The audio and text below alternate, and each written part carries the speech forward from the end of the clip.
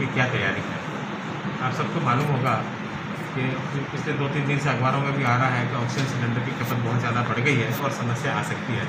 तो उस समस्या से निपटने की जो बात थी वो मैं बताना चाहता हूँ। अभी भी हमारे पास में जैसे करीबन 140 सिलेंडर तो बड़े हैं, उसके अलावा कुछ छोटे सिलेंडर भी हैं, 160 से ज़्यादा सिलेंडर हैं। तो 40 सिलेंडर रोज़ हमारे यहाँ पे अगर खपत होती है, लेकिन क्योंकि प्लांट हमारे यहाँ बाड़मेर में है, तो वहाँ से हमारे पास में 4 से 6 घंटे में भर के आ सकते हैं।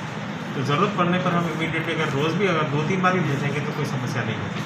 40 से ज़्यादा 100 भी सिलेंडर का भी हो जाती है तो भी समस्या हमारे को वैसे नहीं आने वाली। उसके अलावा जो हमारी तैयारी दूसरी है, एक हम लोगों ने सरकार ने हमें ग्रांट कर दिया और उसका काम भी शुरू हो गया है।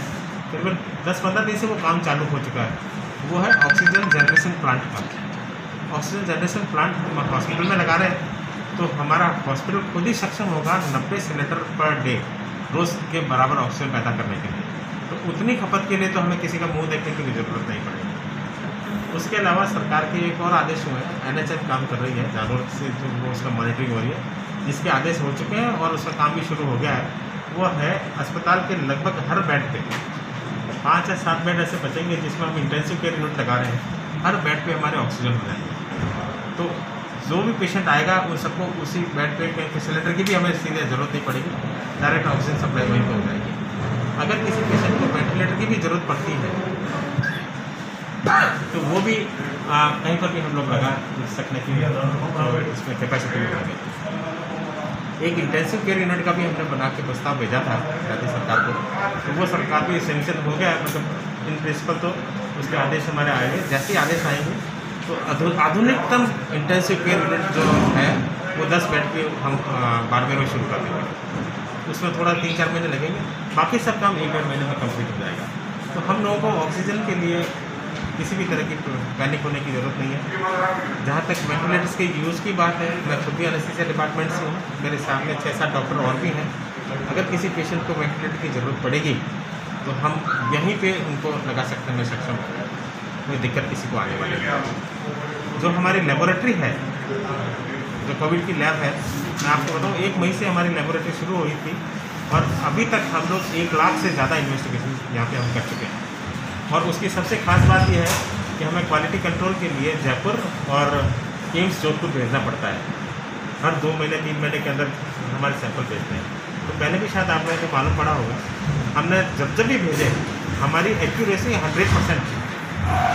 एम्स में भेजे तो जो रिपोर्ट हमारी थी पॉजिटिव की, उनकी वहाँ पर भी वही पॉजिटिव आई, जो नेगेटिव थी हमारी उनके वहाँ पर पॉजिटिव आई। यानी कि जो हमारी क्वालिटी है वो बिल्कुल एम्स और जयपुर के बराबर है। तो उसके लिए भी किसी को समस्या, मतलब ये सोचने की ज़रूरत नहीं कि कहीं रिपोर्ट गलत तो नहीं आएगी या कहीं और समस्या तो नहीं आएगी। ये मैं आप सब लोगों से शेयर करना चाहता था कि इस तरह से हम लोग कोरोना से लड़ने की अपनी तैयारी पूरी करें। सर, मैं जो चेंज में देख रहा हूँ एज क्लिनिशियन, अगर मैं देखूँ एज एनेस्थेटिस्ट देखूँ, तो हम ये देख रहे हैं कि कुछ पेशेंट्स में सीरियसनेस थोड़ी ज़्यादा बढ़ गई, इसमें कोई पता नहीं। लेकिन अब हम लोग उस हिसाब से तैयारी कर रहे हैं। इंटेंसिव केयर यूनिट बनाना है, ऑक्सीजन की सप्लाई का जो अनइंटरप्टेड सप्लाई हर बेड पे मिल जाना, अस्पताल के हर बेड पे ऑक्सीजन सप्लाई हो जाना, बहुत बड़ा हमारे लिए डील है। सर, रिकवरी रेट क्या है कोरोना की? हाँ, रिकवरी रेट क्या है कोरोना पेशेंट्स की? रिकवरी रेट हमारे यहाँ पे 80% से ज़्यादा है। It is as good as rather better than national के आसपास की। सर, नेशनल से तो बेटर ही है, राजस्थान की जो है उसमें हम बेटर ही है, कोई दिक्कत नहीं है। सर, लैब की जो सुविधा है बाद में लेकिन कोरोना की जाँचें दी जाएगी, इसको लेकर ज़्यादा समझ लेगा। हाँ, लैब की बात थी। आपको मालूम होगा कि पहले हमारे यहाँ पे 6 घंटे लैब चलती थी, फिर हमारे माननीय विधायक महोदय की जो इच्छा थी और उनके आदेश के अनुरूप ये 12 घंटे लैब शुरू हो गई थी पिछले सोमवार से। अभी हमने ये देखा कि हम जो लैब है उसको 24 आवर्स अपनी सर्विसेज दे सकते हैं। तो 1 दिन के अंदर हम बाड़मेर के अंदर जाँचें जो है वो 24 आवर्स उसके पेशेंट का ब्लड लेके या यूरिन लेके या कोई भी सैंपल लेके हम उसकी जाँच करके रहेंगे। बाकी जितना समय लगता है जांच में वो तो समय संभावना हो जाएगी। Okay, thank you. जितनी भी खासतौर से इमरजेंसी जाँचें हैं उसके लिए कभी किसी को भटकने